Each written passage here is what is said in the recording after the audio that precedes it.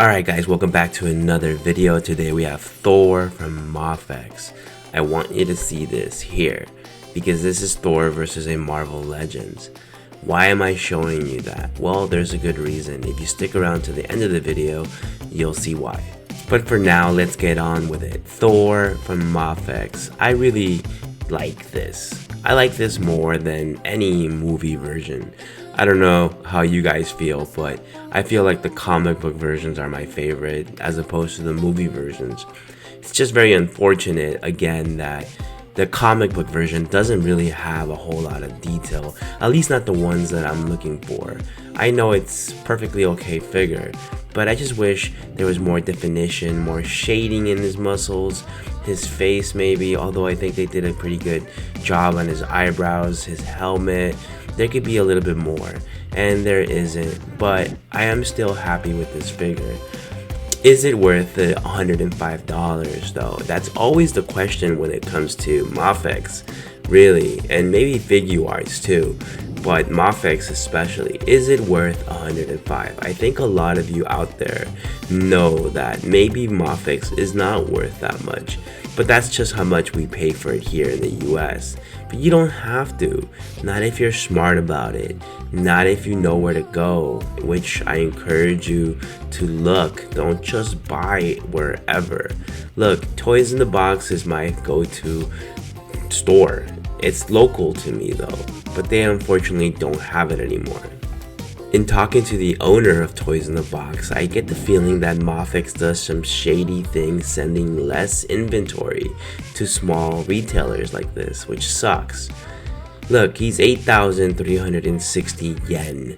That's not a lot of dollars, not really. $59. That's how much these toys are worth. That's how much I paid, plus like $10 shipping. You're probably thinking to yourself, how did I get $10 shipping on this from Japan? It's because I bought other figures and bundled them. So he's 105 bucks. That's a lot of money, man. That's a lot of money, especially if you start getting all the MAFEX. Before you know it, you're 10 figures in and you spent over $1,000. How many of you out there have that kind of money? So Entertainment Earth never fails me. They don't have anything. I wonder why people always say to go to Entertainment Earth to buy your stuff. It's probably because they get paid for it, right? So Articulation, let's go here. Look, he doesn't move his head around very much. It's because of his hair. It's not real, you know, it's plastic, duh. So he doesn't move his head, but he does move his torso pretty good, pretty well. So there is that. His arms, they move fairly well.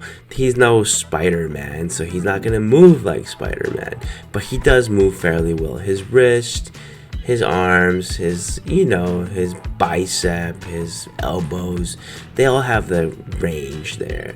So for his leg movements, let's see here. Pretty much standard, and I realize now I'm pretty much covering the camera, aren't I? I'm sorry, but you get the point. He does move really well. The whole point of my channel is to be able to show you those details. Like I've said before, I want you to see what I see. I want you to see the toy for every detail or lack of, so that you can know whether or not this is the toy for you. Because it's a lot of money to spend, and so there's going to be a few things that I like and some things that I don't. Luckily, this figure doesn't really have any mispaints, not any that I noticed while filming anyways. It's always when I start looking at this through a macro lens, like right there. See, there are some defects. You see those, right? Those are not cool. Let me point them out to you. The truth is that I had forgotten about these defects because I had shot this toy a while ago, and I'm now just doing it early morning Sunday. But yeah, I guess I had forgotten them. There are some defects. I cannot look past them, and I showed you another version of Thor at the very beginning of the video, and if you stick around, you'll see why I'm showing it to you. And it's very important because it kind of proves my point a little bit about the cost of these figures and whether or not it's justified. But you know, look at the T right there on his belt. probably got the most shading out of any part of his figure. Let me also just say, this figure is too small. He's too small. He's Thor. He shouldn't be this small. He should be a bigger, beefier, bulkier character. And he's not. And here is another defect that I just noticed. Can you guys spot it? I tell you, I feel like I'm reviewing a lot of MAFEX lately, and this is game of where are the defects. And unfortunately, it's not really fun. You tend to look past it because you love the articulation in the figure, and you do like how it looks. Just wish it had a little bit more.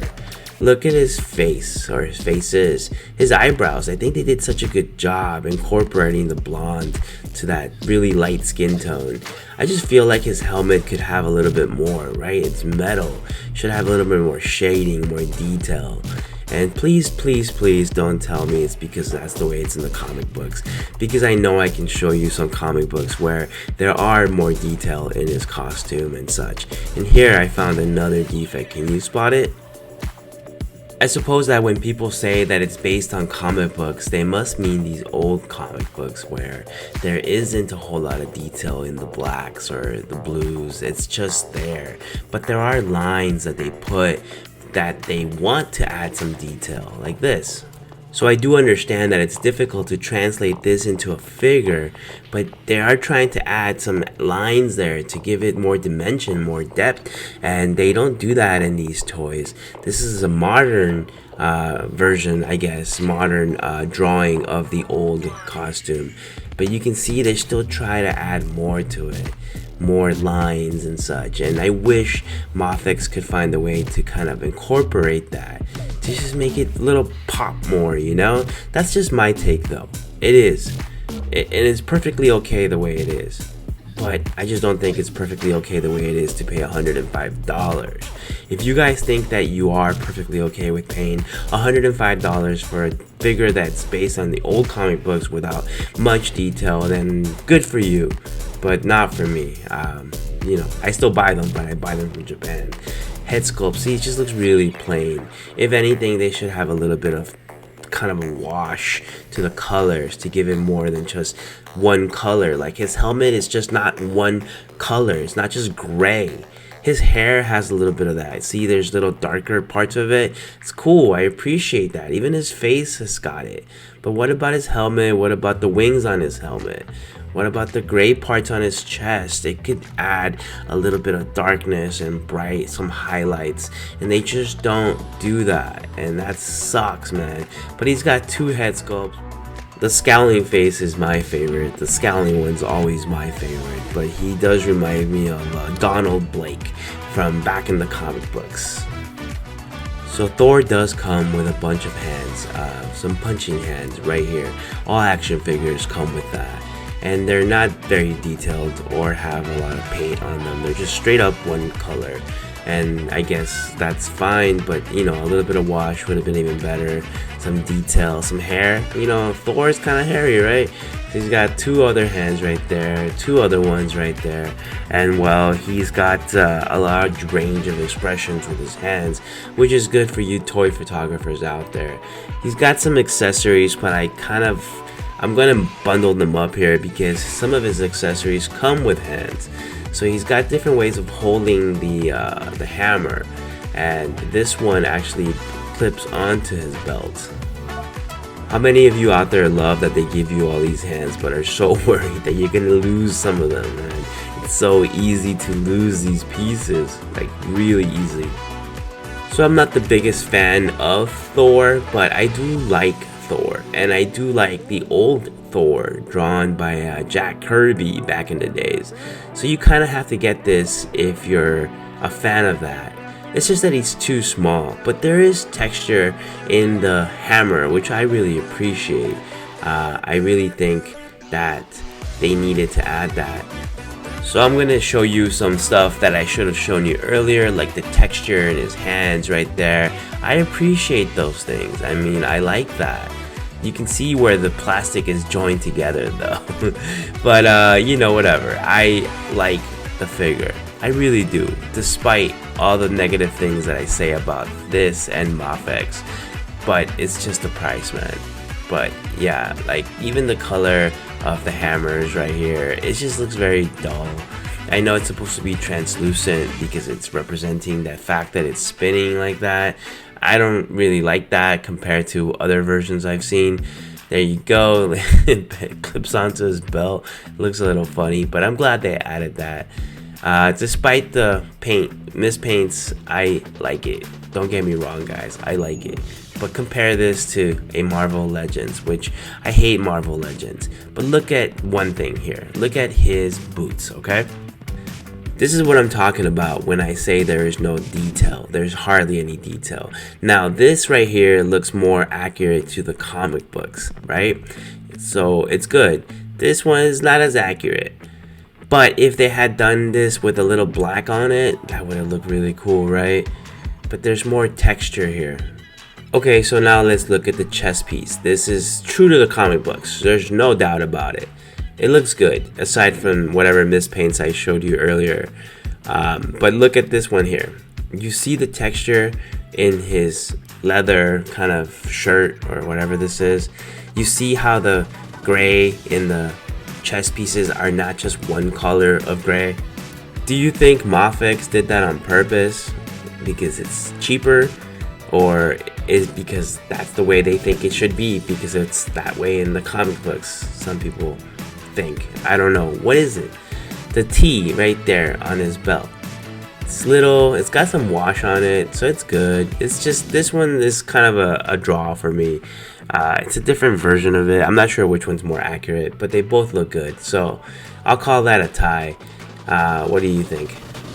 So the muscles on his legs, I actually prefer this because I don't want my action figures to be roided out.